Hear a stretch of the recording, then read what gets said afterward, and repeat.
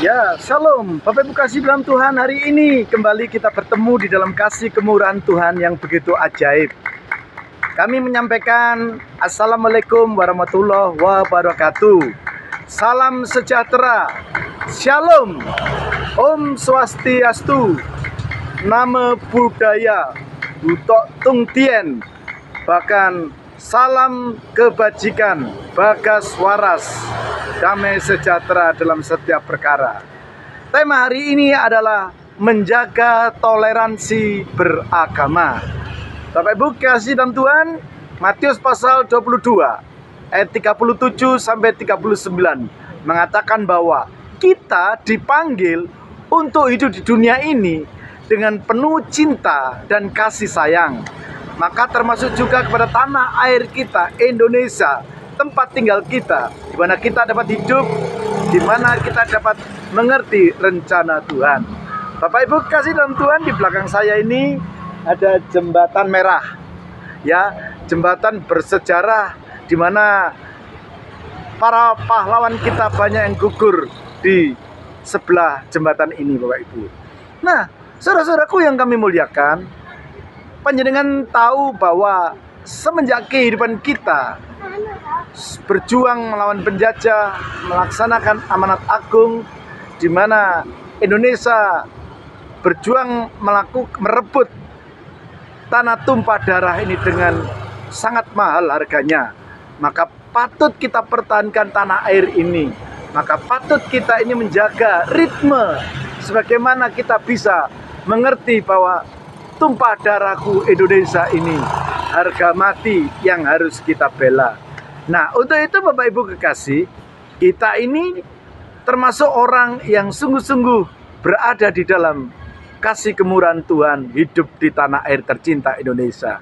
Kita hidup di tengah masyarakat yang majemuk dan kaya dengan berbagai peradaban, perbedaan suku, daerah, ras, kebudayaan, adat kebiasaan, dan juga iman kepercayaan. Saudara-saudaraku kami muliakan, apakah toleransi itu? Toleransi terhadap umat beragama secara alkitabiah dan selaras dengan panggilan PI, pekabaran Injil. Di sini pengertiannya sebagai berikut, Bapak Ibu. Pengertian toleransi berasal dari kata tolere. Apa artinya?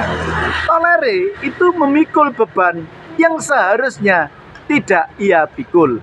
Demikian juga sikap menahan diri kita, bersikap sabar, bersikap berhati lapang, dan membebaskan orang atau kelompok lain yang memiliki pendapat bahkan berbeda dengan hidup kita, dan kita senantiasa melakukan hal yang berbeda, di mana tanpa kita melakukan intimidasi terhadap orang atau kelompok golongan tertentu. Bapak Ibu kekasih yang kami muliakan, manfaat toleransi adalah supaya terciptanya akan ada kedamaian satu dengan yang lain. Dan saya yakin terlalu percaya, di bumi Indonesia ini kita harus bisa menciptakan ketenangan, keharmonisan, menciptakan rasa aman. Dan kita sebagai orang yang sudah merasakan kekeluargaan di dalam tali kasih persatuan Indonesia. Rasa menghormati adalah bingkai di mana kita kebinekaan yang kita junjung tinggi. Berdasarkan kasih persaudaraan itu, kita akan jaga nilai-nilai kebersamaan itu. Bapak Ibu kekasih dalam Tuhan, bagaimana cara kita membangun toleransi umat beragama itu?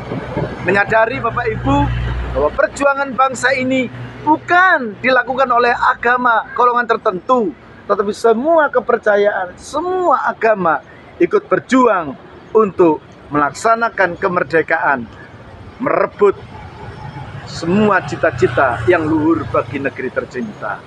Bukti sejarah jembatan merah, entah berapa lama, kenapa disebut jembatan merah? Lantaran ada banyak jiwa, ratusan jiwa yang tidak terhitung, yang sudah berkorban untuk tanah air tercinta Indonesia. Surabaya menjadi saksi bisu. Maka dari itu ada 4 hal pokok penting. Bagaimana kita cara membangun toleransi umat beragama?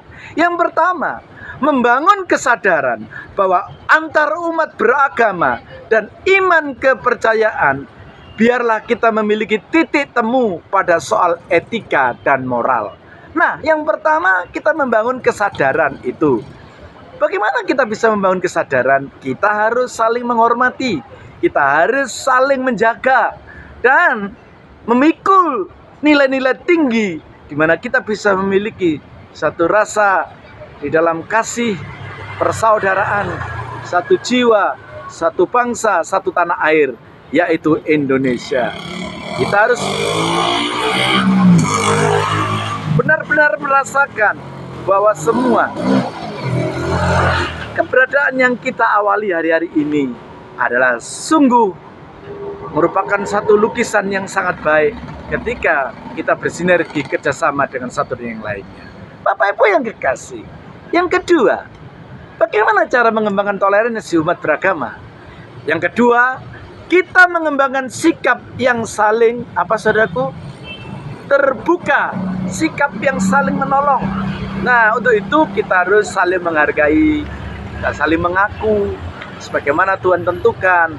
Kita bisa berdialog satu dengan yang lain, kita saling berbagi kasih, berbagi pengalaman, sehingga yang nampak adalah jalinan kerjasama yang sangat mulia, sehingga kita sebagai orang yang sudah mendapatkan rahmat kasih karunia daripada yang kuasa, bahwa persaudaraan yang indah itu dimana kita bisa saling mengasihi satu dengan kepercayaan yang lain, mengembangkan sikap yang saling mengasihi, mengembangkan sikap yang saling terbuka untuk tetap berada di dalam zona kebersamaan. Itu yang kedua. Yang ketiga, Bapak Ibu, bagaimana cara kita membangun toleransi umat beragama? Yang ketiga adalah meningkatkan pemahaman terhadap pihak yang lain. Saudaraku kekasih, ada banyak kita ini hidup kurang memahami, sehingga timbul konfrontasi, timbul kesalahpahaman. Ya, melalui studi bersama, saling tukar pendapat, saling informasi, dan saling membagi kasih di dalam pengalaman-pengalaman kebersamaan. Maka itu bisa juga kita lakukan, studi bersama-sama, ya, tor bersama-sama, ya. Mungkin kita ke suatu tempat di mana kita bisa menjalin kebersamaan antara beragama, baik itu Islam, Kristen, Hindu, Katolik, Buddha, kepercayaan, bahkan yang lain-lain, saudaraku, agama-agama yang sudah disiahkan oleh pemerintah Indonesia. Maka itu, saudaraku, juga kita perlu ada gathering, ya, tour bersama-sama, ya, melaksanakan kebersamaan di dalam kewenangan, mungkin seminar wawasan kebangsaan, ataupun merajut di dalam mempersatukan nilai-nilai di mana kita bisa memperingati hari-hari besar tertentu, agama tertentu, tanpa melihat baju, tanpa melihat konsep kamu berangkat dari mana. Itu yang penting, meningkatkan pemahaman terhadap pihak yang lain. Bapak Ibu kekasih, yang keempat, tidak kalah penting, melakukan program bersama. Apa maksudnya kita melakukan program bersama? Kita juga bisa berdoa bagi kota bersama-sama. Kita bisa juga membantu rekan-rekan kita yang hari ini Natal. Ada banyak teman-teman kita di Muslim juga membantu mempersiapkan semua yang terbaik. Dan juga sebaliknya, sebentar lagi kita akan ada hari raya, dari pihak Kristen juga membantu kebutuhan-kebutuhan apa yang dia perlukan.